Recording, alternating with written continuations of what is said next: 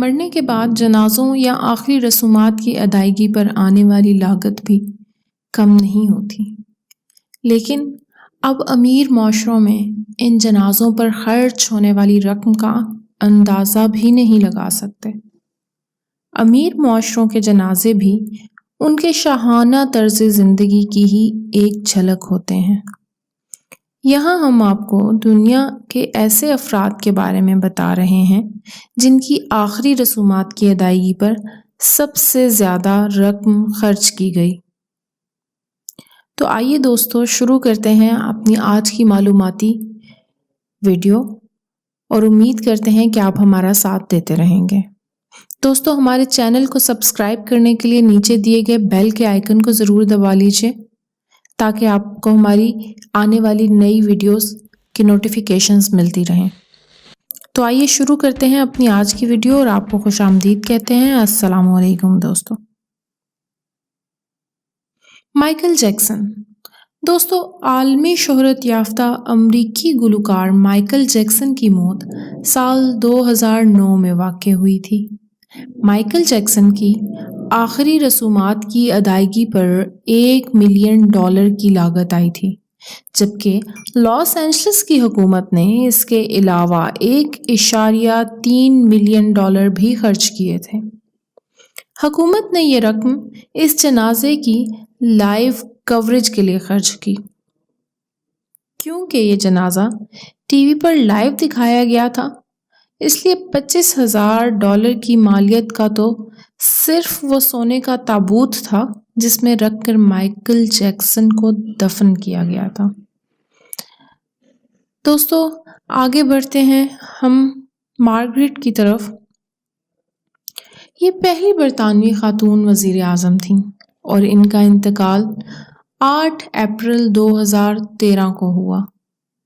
ان کی آخری رسومات کی ادائیگی سرکاری اعزاز کے ساتھ کی گئی تھی۔ ایک اندازے کے مطابق ان کی آخری رسومات کی ادائیگی پر $5.3 ملین کی رقم خرچ ہوئی تھی۔ آخری رسومات کیتھیڈرل کے سینٹ پال چرچ میں ادا کی گئیں، جس میں 2000 افراد نے شرکت کی تھی۔ دوستو اب باری ہے پرنسس ڈیانا کی۔ دوستو شہزادی ڈیانا کی موت 1997 میں پیرس میں ایک کار حادثے میں ہوئی تھی، اور یہ پوری دنیا کے لیے ایک بہت بڑا سانحہ تھا۔ ان کی موت کیسے واقع ہوئی یہ ایک الگ کہانی ہے، اس پر بھی ہم جلد ہی آپ کے ساتھ ایک ڈاکومنٹری شیئر کریں گے۔ اس وقت ڈیانا کی عمر 36 سال تھی۔ ڈیانا کی آخری رسومات کی ادائیگی ٹیلی ویژن پر براہ راست نشر کی گئی تھی، جسے دنیا بھر میں 2.5 بلین افراد نے دیکھا تھا۔ اس وقت ان رسومات کی ادائیگی پر $6.6 ملین کی رقم خرچ ہوئی تھی۔ لیکن دوستو اگر ہم آج کی رقم کے مطابق اس کا تخمینہ لگائیں تو آج کے اعتبار سے $10.3 ملین بنتی ہے۔ دوستو اس کے بعد ہیں پوپ جان پال II۔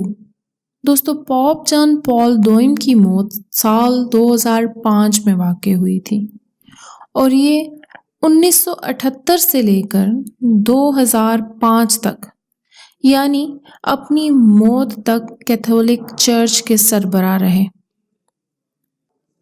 کیتھولک چرچ کے سربراہ رہنے کی وجہ سے ان کی مقبولیت بہت عام تھی۔